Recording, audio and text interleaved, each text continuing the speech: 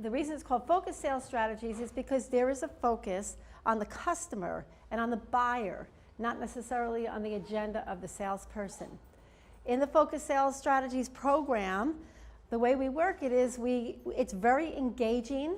People who attend will be put in situations and scenarios where they will have to find a way to solve problems and really gain insights on what their selling styles are and how they interact with people, primarily their customers, in the buying mode. Proactively address objections. That's a big issue for a lot of people. They always ask, will you be handling objections?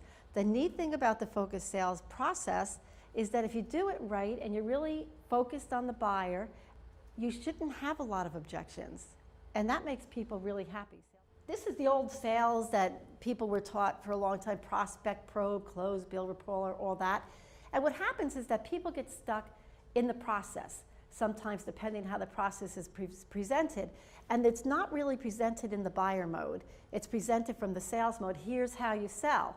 But nobody's saying here's how they buy. And that's what this program does. This is a critical part of the program. The program helps teach the sales reps or the retail reps or whoever your people are interfacing with, your customers and buyers, focused on all the opportunity within the entire process.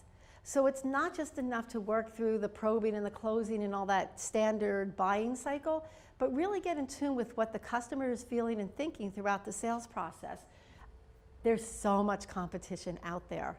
And so now they're in the mode of looking in the competition, but that's a great opportunity for you. So the opportunity for you is that now they're so overwhelmed, but because you've already connected with them in the awareness and the demand stage and all the other stages, 2 of them before here, guide them through that. This must be so overwhelming for you. I would not want to be in your shoes. But I'm here to help you. I've been there before. And I've seen other customers of mine go through the same thing. Would you like to know how they made their decisions? Would you like to know some of the things they considered? All of a sudden now, you're in the driver's seat and you are partnering with your potential customer.